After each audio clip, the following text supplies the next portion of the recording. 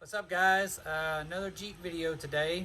This time it's going to be on my Rubicon. I have a 2016 JK here, and if you have watched the Hidden Falls videos, you'll notice that we did make a comment in there about stock brakes with big tires.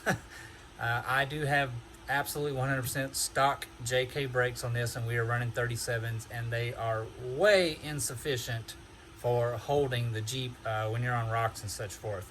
And even when you're driving on the highway, they do okay, but you know when you get into one of those hard braking situations that there's just not much braking force there to stop those big 37s. And we are running 513 gears also. So especially when you're in 4 low and you're trying to crawl rocks and stop, it wants to keep rolling. So we did purchase a big brake kit, and let's get the camera turned around here and I'll show you what we got.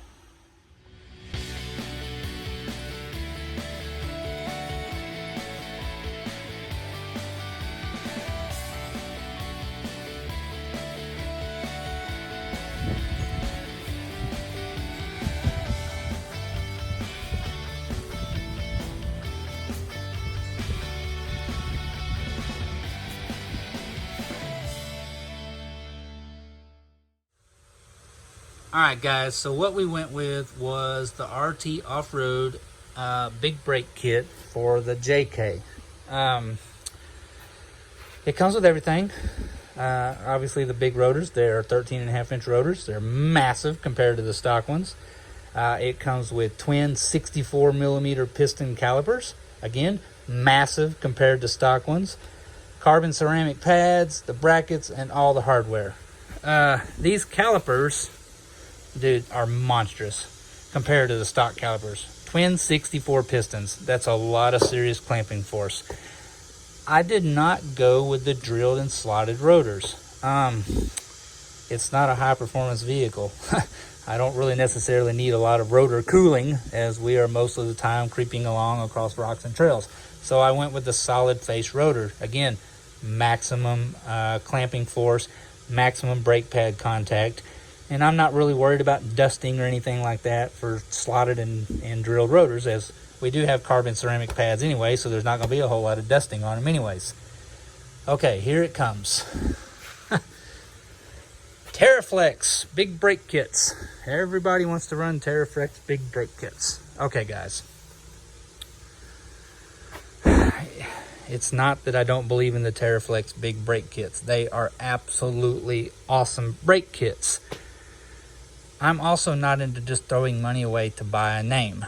Now, with that being said, TerraFlex makes an absolutely awesome product. However, they don't pay for the brakes to be on my Jeep. I get no product endorsement. I get no sponsorship on this Jeep at all. That money that's spent on that Jeep is my money. And until one of those companies wants to throw money at my Jeep, I'm going to run what I research out as what I think is the best possibility for me to use on my Jeep. Now, there are cheaper big brake kits out there than even what I got these for, but they are cheaper. They were not the materials that these were made out of. I did a lot of research on the materials in these to make sure that they were satisfactory, because that is my safety when I'm in that Jeep and I'm driving it, and I do want a good quality product on there. So again, not knocking TerraFlex. Okay, let's make that straight. TerraFlex is awesome parts. I love their suspension kits. Okay, there was no reason for me to pay the money that those TerraFlex brake kits were going to cost when I got these for half of the cost, and it's the same materials. And actually, these are twin 64mm calipers. They're massive.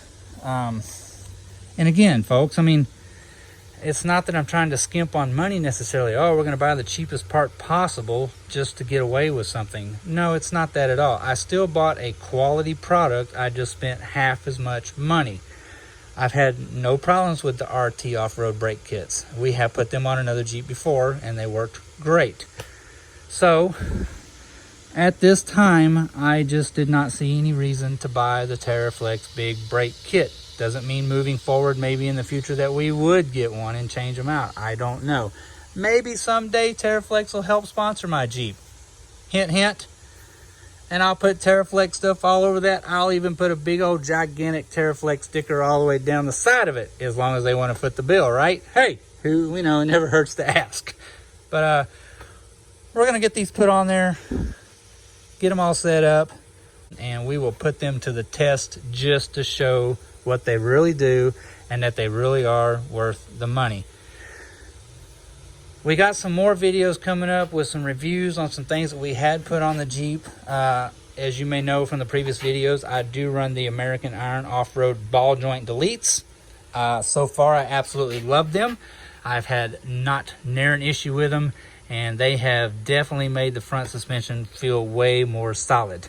One thing that we did not skimp out on when it came to brand names was the anti-rock sway bars. We went straight for the name brand on those because they are awesome. And again, I felt that it was justifiable to get the money because they were a quality part. And we will be talking about those more later on, as since I have put those on there, you'll notice I do have quick disconnects on there as well.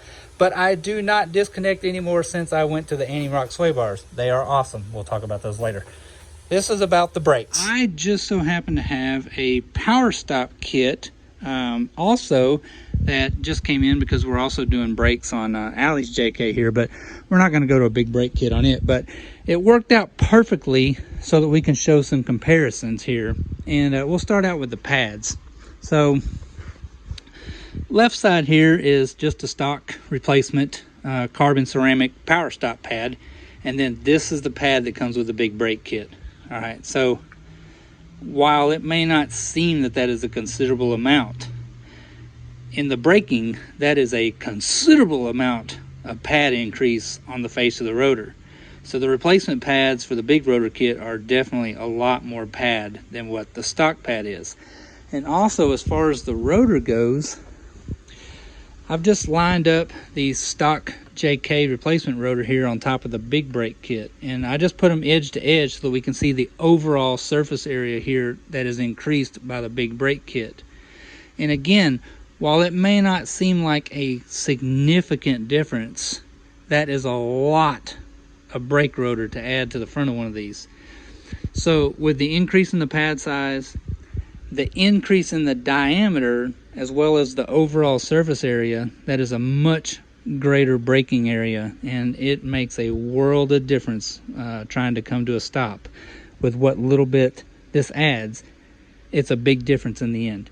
So it was kind of cool that we happened to have a stock kit as well as the big brake kit here at the same time, so that we could show the difference in the size of everything. So anyway, let's get on with it. Let's get this tire off. We'll get that caliper out of there. We'll get the mounting bracket off there. We'll get the rotor out of there, and we'll start getting the new components installed.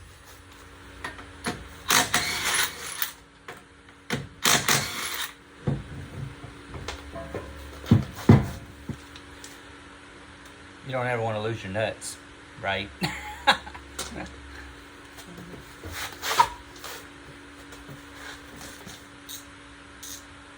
Not a big deal here. Just take out the two 13mm bolts holding the caliper on.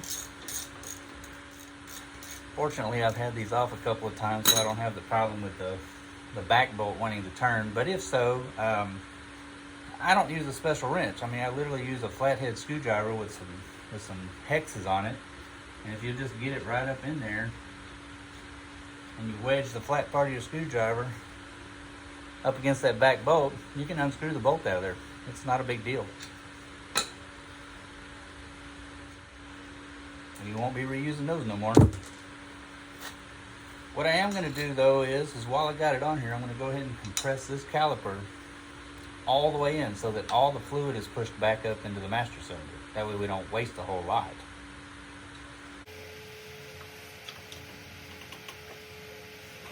Just put your screwdriver there between the rotor and the pad, boom, just like that. You get the piston all the way back in.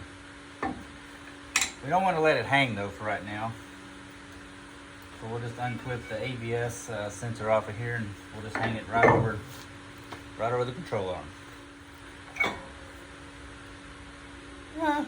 They weren't too bad, but they're just not good enough to hold. Just turn the hub a little bit here. It makes it a lot easier to get to these two back bolts here. They're just 21mm and a big ratchet.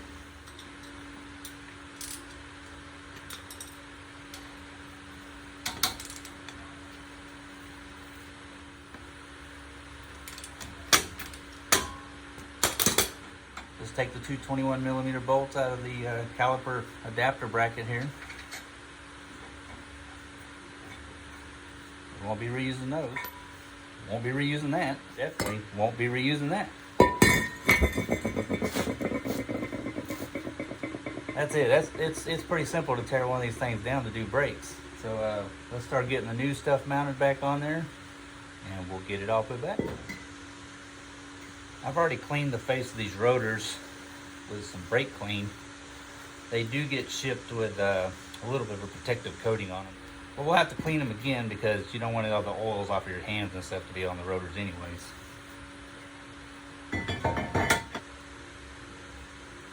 We got our new caliper adapter here.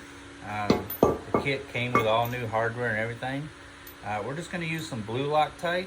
I know red Loctite is more permanent, but I don't want them to be on there for eternity, and we will be having to take them back off again as there are some more changes coming to the Jeep, obviously. But we are going to go ahead and use a little bit of blue Loctite on these bolts.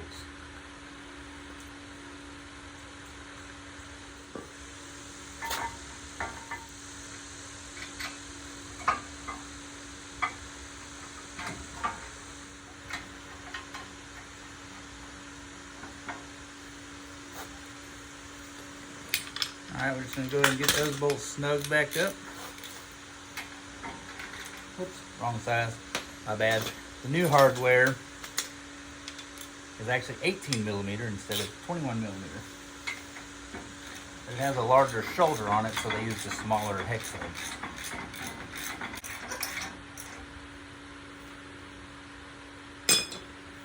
And then we will go ahead and torque those two down. The torque for those are 120 foot-pounds.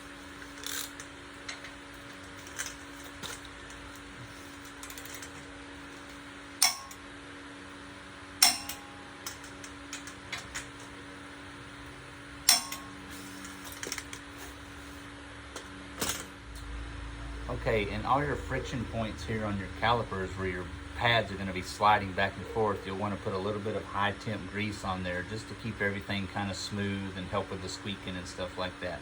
So we're going to go ahead and get our anti-rattle clips here, put on our pads, and we'll get our pads stuck into the caliper bracket.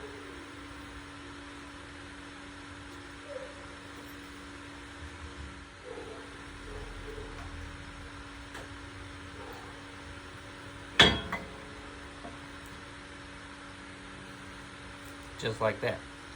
So these anti-rattle clips actually keep a little bit of spring tension, wanting to naturally kind of pull the pad away from the face of the rotor.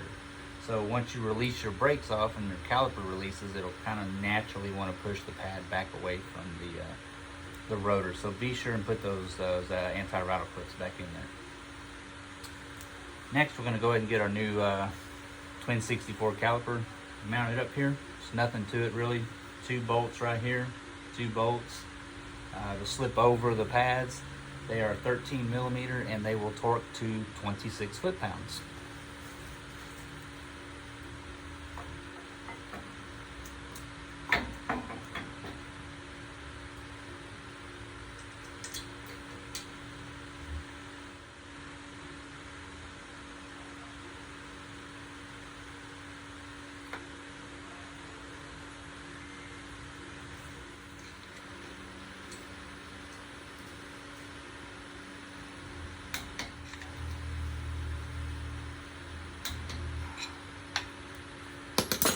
Just like that.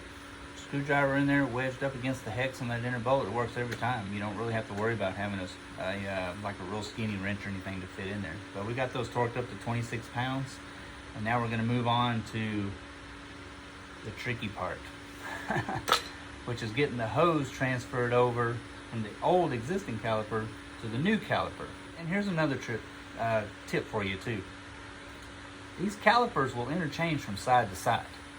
This one will go on the other side will go on this side with no problem. But you want to keep in mind, what you want to do is you want to keep your bleeder to the top. That way when you get your hose on here, we're going to do a little bit of just let gravity feed through it first to get them bled out, and then we'll go back later. There's my helper again. I'm telling you, that is the best helper you could ever have. He checks everything. But we're going to keep this bleeder to the top. We're going to crack it open we'll get our line changed over here, and then we'll let gravity take over a little bit to kind of help us out a little bit, to get the air displaced out of here before we actually start bleeding the brakes. So let's get that hose changed over. It's not hard. We'll bust it off the old caliper. We have a new banjo bolt here, new copper washers that came with the hardware kit with the big brake kit, and that banjo bolt will torque to 23 foot-pounds. So let's get that changed over. 10 millimeter to crack the bleeder loose. This is not the professional's way of doing it. This is just the way I have done it for the last, well, 30 years, and it's worked great.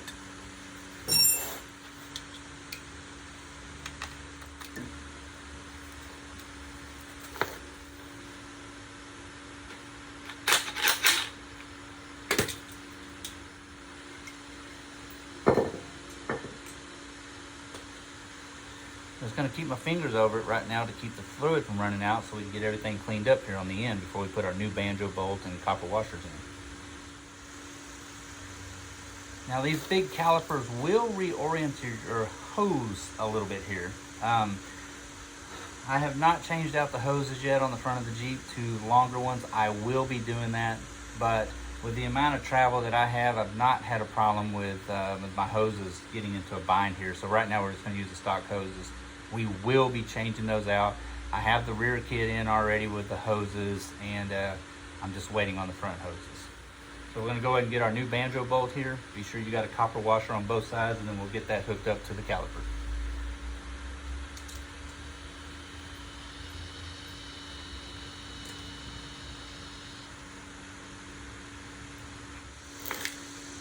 We're just going to snug it up there.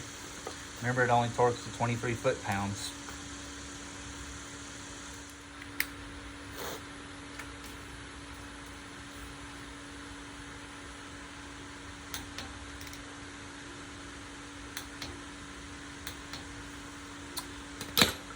There you go, just like that. Very minimal fluid loss. You know, just have your stuff laid out, ready to go. Have a plan in place of what you're going to do and how you're going to execute it and make it happen. We lost very, very little amount of brake fluid here. Now, we will still have to bleed the brakes, obviously. We are going to be using some more fluid, you know, no doubt. But I've got the bleeder open here. I'm just going to kind of let Mother Nature do the initial work for us. And then we'll get the brake bleeder out. The brake bleeder kit out.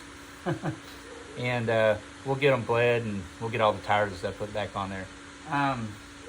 We may do it the old-fashioned way instead of dragging all that stuff out, you know, to get somebody in here in the Jeep to help you out, and we'll just have to see how it goes from here. But that's it, really, to installing the big brake kit. It's not real difficult, guys. A little bit of mechanical know-how, and you can make this happen. There's no reason to pay somebody a lot of money to do stuff like this. If you're going to own a Jeep, you might as well learn how to work on it anyways, right? Oh, there's our fluid coming out. Good old Mother Nature. She never lets you down on gravity. Just a quick overview here again of what we did. So obviously we stripped all the old components off. We slid the new rotor on there. We got the new caliper mounting bracket on here. Those bolts torque to 120 foot-pounds. We got the pads installed with the anti-rattle clips. Again, we use a little bit of high temp grease on all the friction points so that we can try to avoid as much squeaking as possible. We got the caliper mounted up there, 13 millimeter bolt top and bottom. They torque to 26 foot-pounds, and then we just transferred the hose over to the new caliper. New banjo bolt, new copper washers, torqued that to 23 foot-pounds. And then we just let good old Mother Nature take over and do a little bit of the work for us. So we'll get them bled out here, and then we'll get the tires back on it and call this project whooped. No job can ever be completed without a proper helper. Are you checking it all out? You making sure we're good to go? Yeah? Okay. Everything? All right. Grab hand. Okay. Well, come on. Is that all okay? All right. Come here. Hey. Riley. Come on. You gonna check them tires out too? Yeah? Okay. Everything's satisfactory. Roger that. Hey, you can't never do a proper job without a proper helper. That's all I can say. All right, so I have my trusty shop assistant over here. It's going to be handling the brakes for us. We're not going to drag out all that fancy brake bleeder stuff. We don't need it necessarily on this job because we were very careful. Yeah, right. We didn't lose a lot of fluid, so we never let the brake lines actually ever get fully empty. So we're just going to do it the old-fashioned way here, the way we did it for 20 years before we had fancy brake bleeders. Of course, you know, some anti-lock brake systems will require all that fancy stuff, but these aren't so sophisticated that you can't get away with doing it the old-fashioned way here. So what we're going to do is we're going to go ahead and pump the brakes up. We're just going to give them about 4 or 5 good solid pumps, and then we're going to hold it down solid. Now, we've already got excellent brake pedal feel in there, so, I mean, we really aren't going to have to bleed them much, but you got them pumped up, okay, just hold it down. All we're going to do is here, we're just going to crack the bleeder slightly. We don't want to go wide open and shoot fluid all the way from here to the back of the garage. We've already got a pretty solid stream of fluid coming out. See, there was just a very, very minimal amount of air that even came out of there. But that's because, you know, we started with these calipers in the fully depressed position to begin with, and then we let Mother Nature displace most of that air out of there for us before we ever even started. But we're going to go ahead and do that twice just to make sure. Go ahead, pump them up again. How many pumps does it take before it feels like really good? About 3. 3, yep. Yep, perfect. So once you get it solid again, just hold it. Okay, and we're gonna go back down here and we're gonna repeat the process one more time just to check and make sure.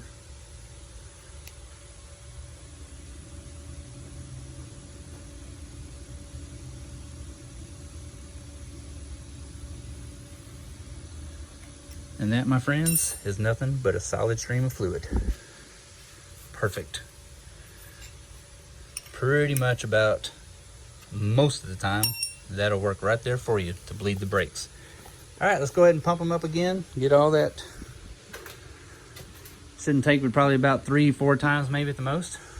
All right, let off of them and give it one good feel and see how it is. Good, solid brakes. Done, whooped, over with. It's just that easy. All I ever say is a Saturday afternoon, a few basic hand tools. That's a running joke around here. Really, it'll take that, all of that toolbox back there, and this truck full of tools before you're over with, because that's just how Murphy's Law ever works out. We're gonna get the tires put back on this thing. The front brakes are done. We'll have the back brakes coming up real soon.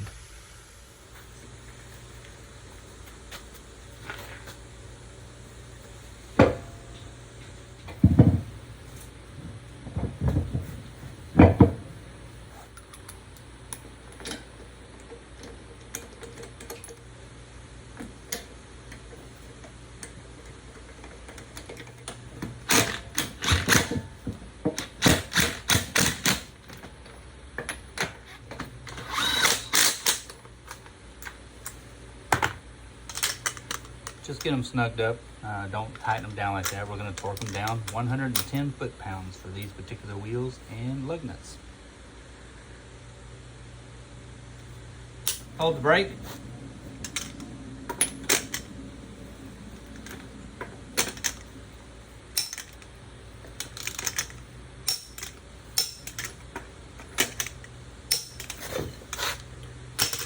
There you go. Just a reminder, after you bleed the brakes, please do check the brake fluid in the master cylinder. It is going to go down some, so be sure and top that off back to the proper fill levels and repeat the tire on the other side and the torque and enjoy your new big brakes. You're going to love them.